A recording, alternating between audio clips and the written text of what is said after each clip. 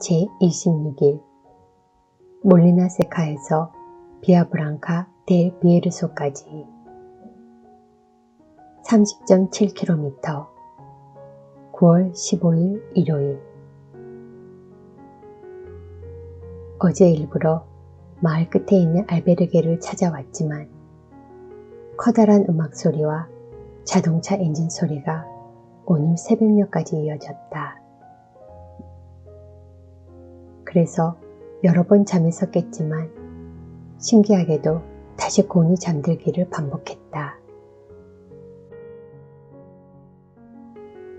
5시가 조금 넘은 것을 확인하고 그냥 일어났다. 화장실이 딸린 욕실에 가니 부지런한 순례자가 눈썹을 다듬고 있다. 조용히 짐을 챙겨 1층으로 내려오니 로렌은 더 일찍 일어난 모양이다. 그리고 그동안 만나지 못한 한국 순례자가 말끔히 준비를 하고 나를 기다리고 있다. 그녀는 20여 년 전 캐나다로 이민 간 나보다 3살 많은 언니다. 어제 피터가 나를 알려주며 함께 걸으라고 얘기해 주었다는 것이다. 초행인 언니를 그동안 피터가 동행해 주었는데 이제 홀로 걷고 싶은 모양이라며 웃는다. 그래서 오늘 아침에는 언니와 로렌 셋이서 출발했다. 언니는 일정상 레온에서 출발했다고 한다. 캐나다에서 공부하여 취득한 자격증으로 한인들을 대상으로 회계 관련 일을 한다는 언니는 틈틈이 휴대폰을 이용해 업무를 보았다. 어슴푸레하게 날이 맑을 무렵 폼페라다를 상징하는 템플 기사단 성에 도착했다. 12세기 초에 건축된 성은 돌로 만들어진 거대한 암호이자 템플 기사단의 비밀스러운 기호가 감춰져 있다는 전설이 있다.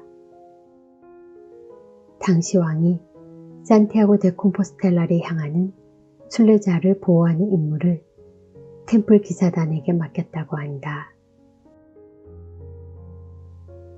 우리는 성을 낮게 둘러싼 돌담 위에 앉아 각자 준비한 아침을 나눠 먹었다. 오랜 전통과 전설이 가득한 이곳에 앉아 마치 소풍처럼 아침을 먹는 것이 감격스럽다. 성을 지나 폰스페라다 철교를 건너고 공원을 걷는다. 모처럼 숲과 물이 흐르는 공원을 걸으니 마음도 아침의 신선한 공기처럼 차분해진다.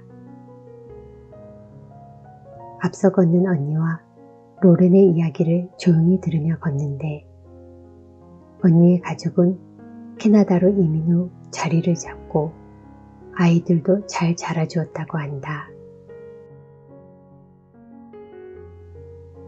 그러나 몇 년 전에 남편과 이혼했는데 남편은 중요한 일이 있으면 꼭 언니와 의논하고 언니에게도 그렇게 하기를 요구하기 때문에 고민이라고 털어놓는다.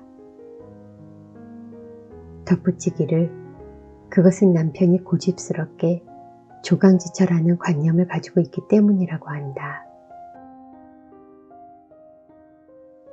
해외에서 오래 산 이민자들은 한국을 떠날 때의 한국적 정서를 그대로 유지하려는 경향이 있다. 이혼하였다고 서로 원수처럼 지내는 것도 그렇지만 이런 경우도 지나치다는 생각이 든다.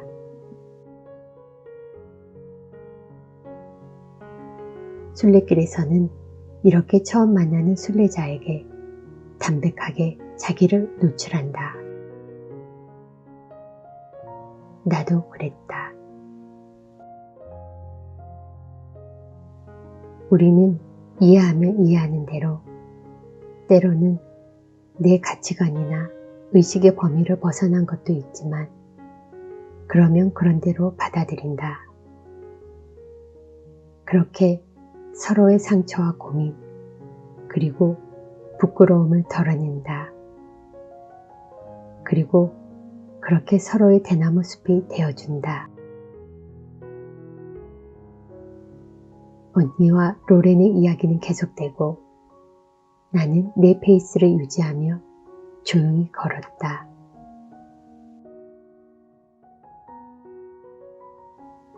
오늘의 목적지 알베르게에 도착하여 침대를 배정받고 로렌과 저녁을 먹으러 광장으로 갔는데 마침 멕시코 민속 공연단의 공연이 있다. 광장에는 순례자들과 동네 주민으로 가득하다. 문어 요리 볼보를 주문하여 먹는데 공연을 보며 리듬을 맞추어 테이블 옆에서 그리고 광장의 곳곳에서 중년의 여인들, 노부부가 춤을 춘다. 그리고 할머니와 손자가 춤추는 모습에 오래도록 마음이 머문다. 특히 이곳은 올봄의 인기리에 방영된 스페인 하숙을 촬영했던 곳이다. 그리고 광장은 프로그램에 자주 등장한 곳인데 내가 이곳에서 느긋하게 앉아 볼보를 먹고 있다니 재밌다. 딸이 프로그램을 찍은 산 니콜라스 알베르게에 가서 사진을 찍어 오라는 미션을 주었다. 나는 저녁을 먹고 TV에서 유해진이 순례자를 기다리며 서성거리던 골목을 들어갔다. 오호, TV에서 보던 알베르게의 철제 대문이 열려 있어 들어가니 아쉽게도 건물 앞면이 천막으로 가려져 있고 수리 중이다. 그러나 숙박은 되는지 여러 명의 한국 순례자들이 편안한 차림으로 모여 있다. 목공 작업을 하던 곳으로 짐작되는 곳 옆에 앉아 사진도 찍고 주변을 눈에 담은다. 좀 더 둘러보니 기다란 빨랫줄에 빨래가 나부끼고 있다. 문득 부르고스 알베르게에서 만났던 스페인 하숙 출연자인 하얀 수염의 순례자가 생각이 난다.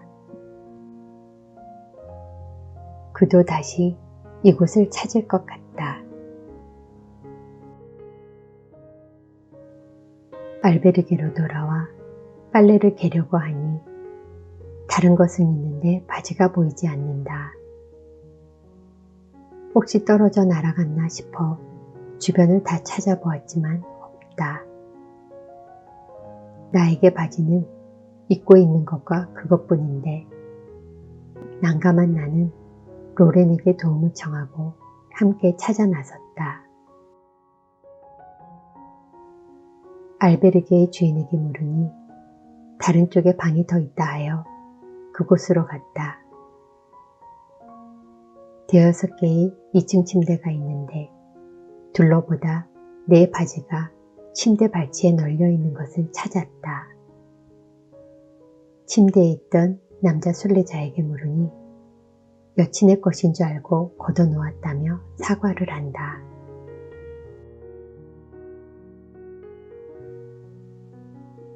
일기를 쓰려고 어둠이 내린 알베르게의 마당으로 나왔다. 커다란 무화과 나무 아래 앉아 글을 쓰는데 문득문득 뚝뚝 떨어지는 소리가 들린다. 처음엔 신경을 안 썼는데 자꾸 반복이 되어 주변을 둘러보니 내가 앉아있던 나무 위에서 잘 익은 무화과가 떨어지는 소리였다. 가만히 있으면 내 머리 위에도 떨어지겠다. 무화과를 몇 개 주워 주방의 불빛이 환하게 비치는 벤치로 옮겼다. 주방에는 어린 딸들과 주인장이 저녁을 먹고 있다. 잠시 후에 다른 순례자도 나와 앉는다. 그는 멕시코에서 온 30대 남자 순례자인데 자신을 시인이라고 소개하며 본인의 이름을 검색하면 알 수 있다고 한다.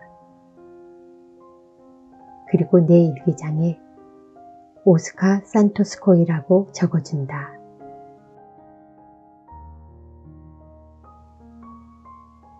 때마침 남편에게서 순례길을 잘 마무리하고 오라는 연락이 왔다. 어제 받은 남편의 메시지가 마음에 걸려 남편의 누나인 형님에게 혹시 무슨 일이 있는지 알아봐 달라고 부탁했었다.